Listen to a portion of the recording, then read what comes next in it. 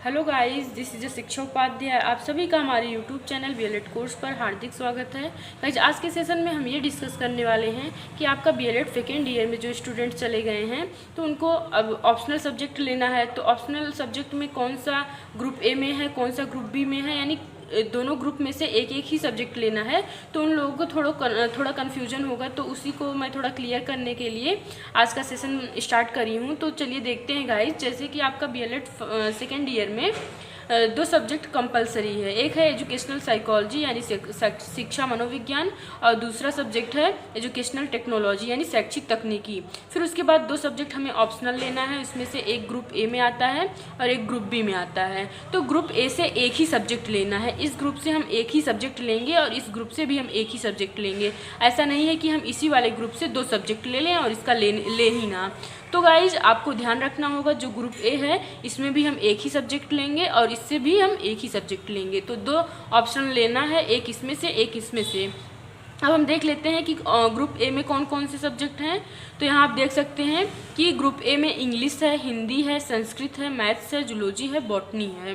यानी इंग्लिश मतलब अंग्रेजी, हिंदी और संस्कृत, मैथ्स गणित, जूलॉजी आपका जंतु विज्ञान, बॉटनी यानी वनस्पति विज्ञान। फिर उसके बाद ग्रुप बी में सब्जेक्ट है आपका केमिस्ट्री, रसायन विज्ञान, फिजिक्स, भौतिक विज्ञान, ज्योग्राफी यानी कि भूगोल, हिस्ट्री आपका हो गया, इतिहास, पॉलिटिकल साइंस ये आपका राजनीति विज्ञान हो गया, और इकोनॉमिक्स यानी अर्थशास्त्र। इस तरीके से ग्रुप बी में ये सारे सब्जेक्ट हैं और ग्रुप ए में इस तरीके से ये सारे सब्जेक्ट हैं। अब आप एक सब्जेक्ट मान लीजिए यहाँ से इंग्लिश ले रहे हैं, तो यहाँ से कोई भी सब्जेक्ट आप ले सकते हैं। जैसे आप ज्योग्राफी भी ले सकते हैं, हिस्ट्री भी ले सकते हैं।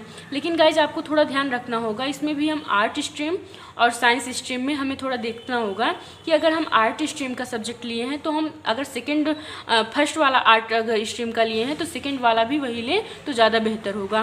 क्योंकि बाद में अगर हम कोई भी अदर एग्ज़ाम देने जाते हैं तो हमसे अगर ये पूछा जाए कि आप किस स्ट्रीम से हैं, तो हम अपने ऑप्शनल सब्जेक्ट के बेस पर बता सकें कि हम साइंस साइड से हैं कि आर्ट साइड, मतलब हमारा स्ट्रीम आर्ट रहा है कि साइंस रहा है। क्योंकि हमें बीएलएड में अगर ग्रेजुएशन मिलेगा तो ग्रेजुएशन का अगर सब्जेक्ट पूछा जाएगा ऑप्शनल, तो हम ये बता सकते हैं कि मेरा साइंस स्ट्रीम का है कि आर्ट स्ट्रीम का है। तो इस तरीके से, जैसे कि आप अगर ये इधर मैथ्स, जूलॉजी, बॉटनी इधर साइंस का ये पोर्शन है, और इधर केमिस्ट्री फिजिक्स और फिर यही सब ये केमिस्ट्री फिजिक्स आपका हो जाएगा साइंस वाला पोर्शन।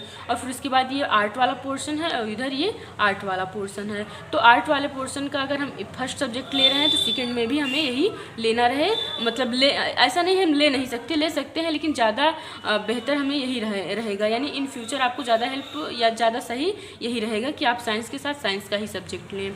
तो मैथ्स के साथ आप ले सकते हैं, फिजिक्स भी ले सकते हैं, केमिस्ट्री। वैसे मैंने बीएलएड सेकेंड ईयर में मेरा ऑप्शनल था मैथ्स और फिजिक्स।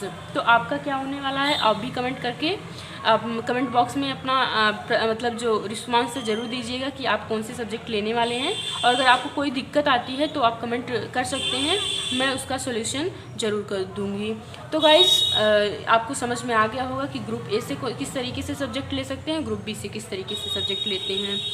तो गाइस, मिलते हैं नेक्स्ट वीडियो के साथ। Thank you guys, thanks for watching.